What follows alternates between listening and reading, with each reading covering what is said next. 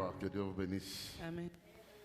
Ça fait encore plaisir de vous retrouver aujourd'hui.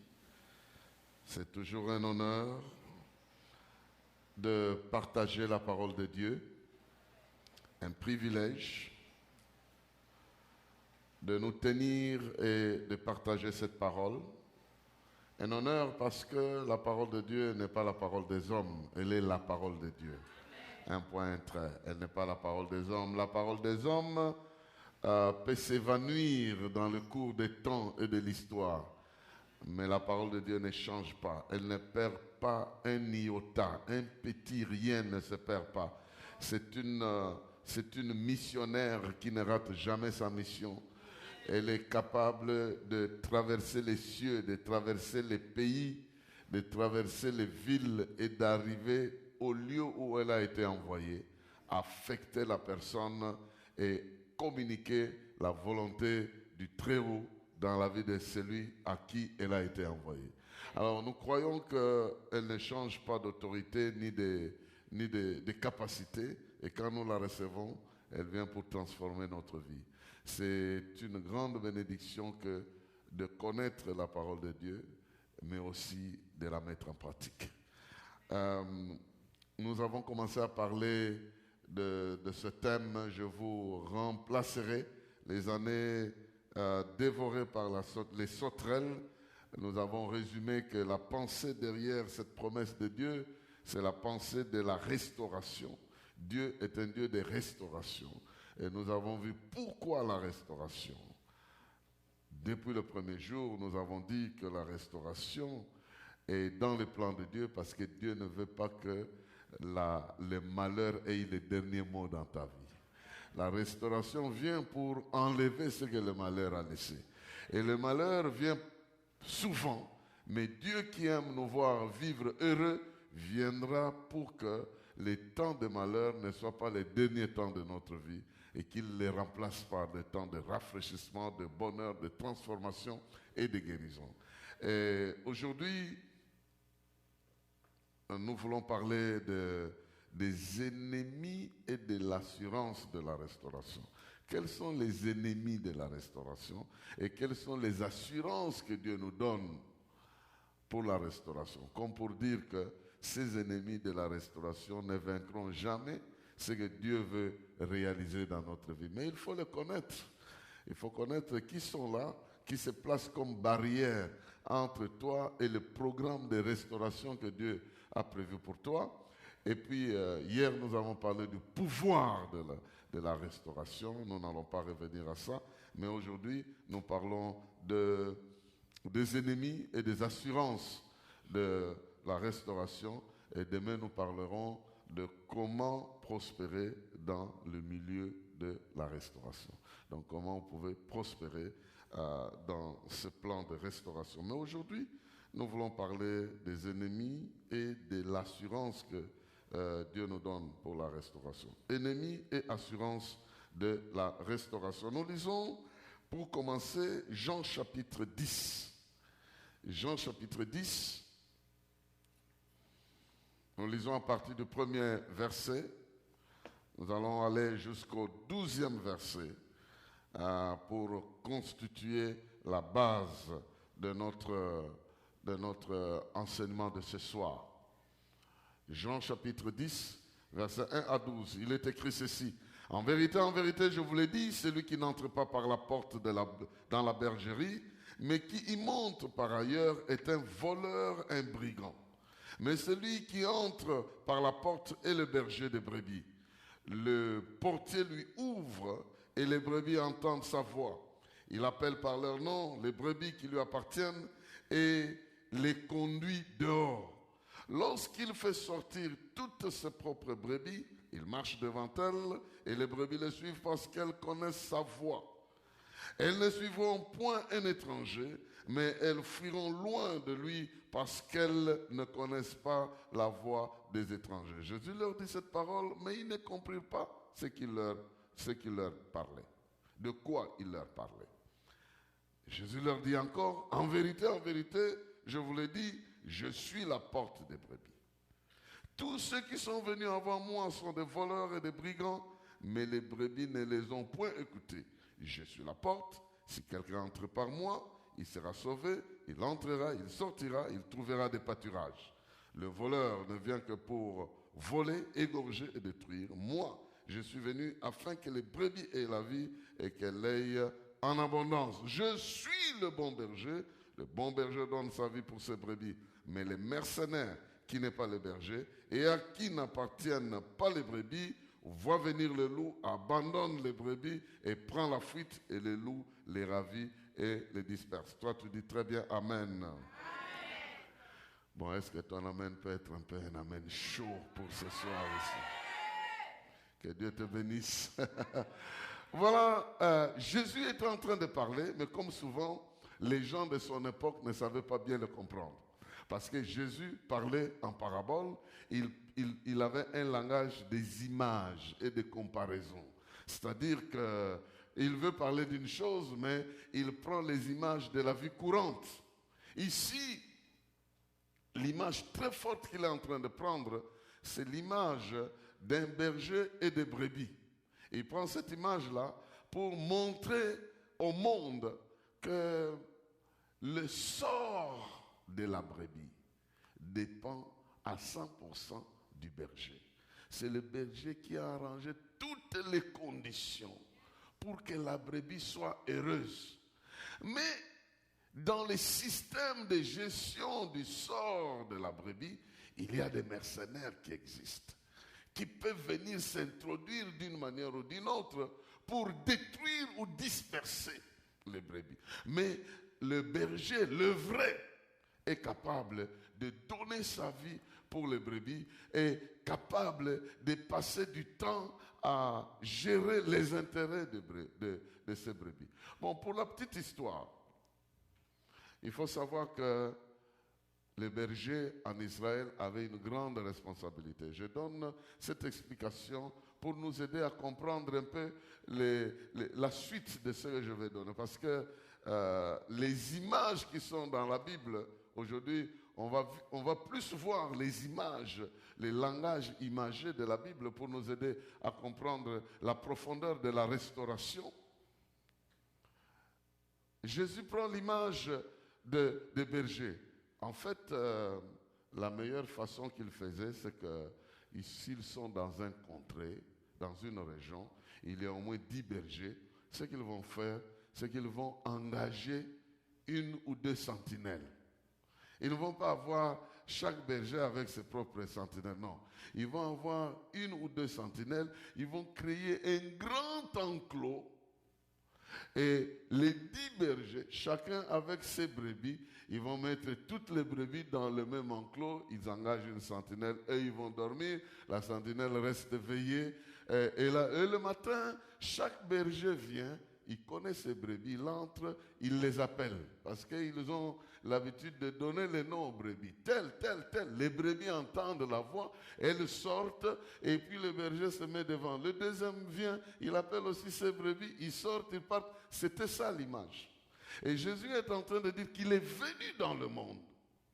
Et en venant dans le monde, il avait le plan d'appeler ces brebis et de les conduire sur le chemin de l'éternité. Alors, il a parlé, les Juifs n'ont pas compris, il donne la précision, il dit, il n'est pas seul parce qu'il y a le voleur qui a l'intention de voler les brebis, de les détruire, mais lui aussi est venu afin que les brebis aient la vie qu'il ait en abondance. En d'autres termes, il y a sur le terrain un malfaiteur qui aime détruire les brebis, mais il n'est pas le seul sur le terrain. Le voleur n'est pas le seul sur le terrain et l'action du voleur n'est pas la seule action qui arrive sur le terrain.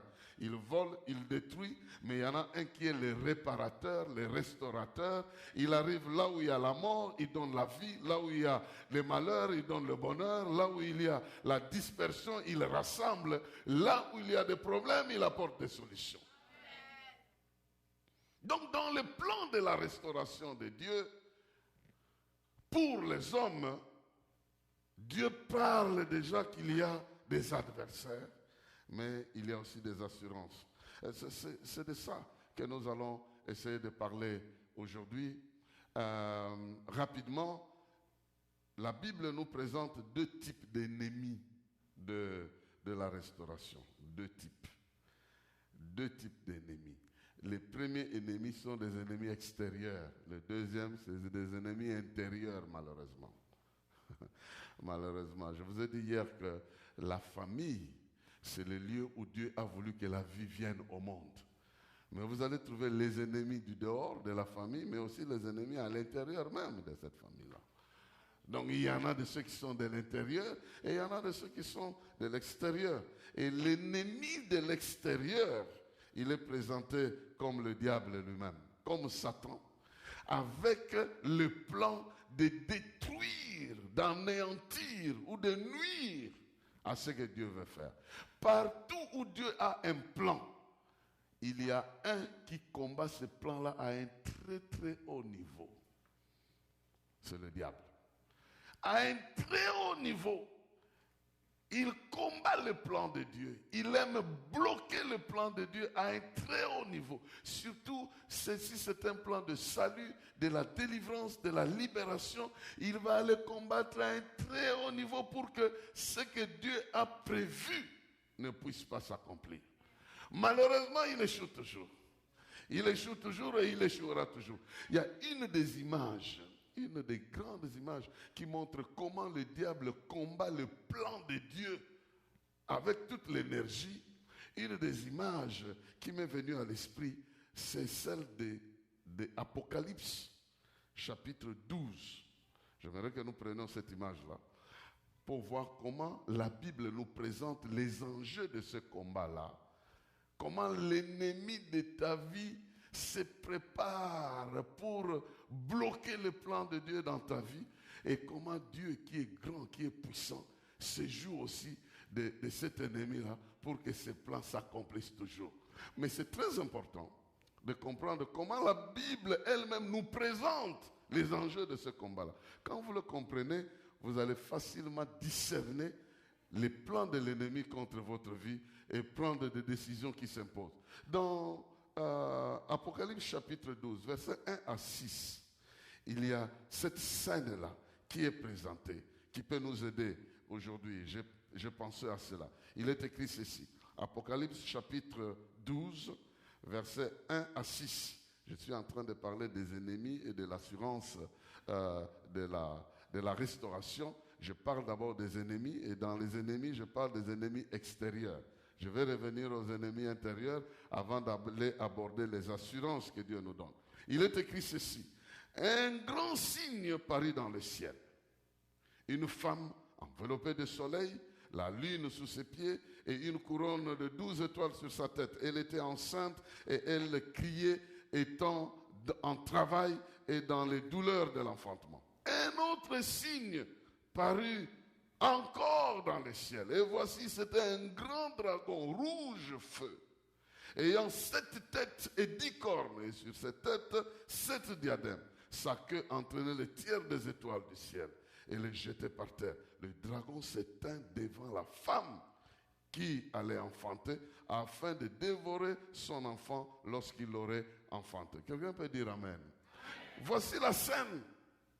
Comment le diable se prépare pour essayer d'avorter le plan de Dieu. Et quand vous lisez dans la suite, vous allez voir que en fait le plan était que la femme devait mettre au monde un enfant qui était destiné à gérer les nations, à conduire les nations avec les sceptres de fer, avec une autorité que Dieu lui-même lui a donnée. Donc, cette image, je ne vais pas entrer dans des discussions qu'il y a dans cette image. Si vous entrez dans des discussions, vous allez trouver, les uns disent, cette femme-là, c'est Israël, les autres disent, cette femme, c'est l'Église. En fait, les uns et les autres peuvent avoir raison, mais je ne veux pas entrer dans ces détails-là. Ce que j'aimerais montrer à quelqu'un ici, c'est que la Bible nous présente les enjeux de combat. Et ça peut s'appliquer à l'Église, ça peut s'appliquer à Israël, mais ça nous enseigne d'abord le fondement même des enjeux d'un combat spirituel. Et si nous comprenons ces enjeux-là, qu'il y a le camp de Dieu d'un côté, le camp du diable de l'autre côté, Dieu a ses objectifs qu'il veut atteindre, et le diable veut empêcher que ces objectifs puisse être atteint, nous allons comprendre que chaque fois que Dieu nous donnera une mission, il y aura un ennemi là-bas. Mais nous pouvons comprendre dans ce passage ici comment l'ennemi se présente et comment nous pouvons avoir la possibilité d'annuler ces actes, de les vaincre sur le terrain et d'accomplir la volonté de Dieu. Il est écrit que l'ennemi est présenté ici, si vous voulez, du point de vue de sa présentation. Il y a deux choses importantes que nous devons saisir. D'abord, l'ennemi est présenté avec une apparence d'intimidation. C'est ce que vous devez savoir. Celui qui nous combat apparaîtra de manière à nous intimider. Une apparence de l'intimidation. Regardez, un grand dragon dit énorme, énorme. Vous avez un grand dragon énorme, je ne sais de combien de mètres d'un côté et une femme de l'autre côté. C'est à peu près un déséquilibre. Non seulement ça, mais rapidement, on dit que ces dragons-là avaient 7 têtes et des diadèmes. Si je peux faire une comparaison, le terme diadème, c'est le type de couronne qu'on donne à des divinités. Tandis que les simples couronnes ici, c'est des couronnes qu'on donne aux hommes sur la terre qui gagnent les Jeux olympiques ou qui gagnent quoi que ce soit. Donc vous voyez, la femme avait une couronne, symbole de quelque chose qui se passe sur la terre, mais le dragon avec des diadèmes, symbole de quelque chose de spirituel. Si vous allez dans... C'est juste une parenthèse que j'ouvre ici pour expliquer, parce que Apocalypse c'est plein d'images, mais c'est des images qui des fois vous embrouillent, mais c'est faux. C'est des vérités réelles si vous les maîtrisez. Vous allez comprendre les enjeux de la vérité. Parce que la Bible dit que heureux ceux qui lisent les paroles de cette prophétie. Donc, Dieu ne peut pas nous donner quelque chose de compliqué et prétendre qu'on doit être heureux à lire des choses compliquées. Je ferme la parenthèse.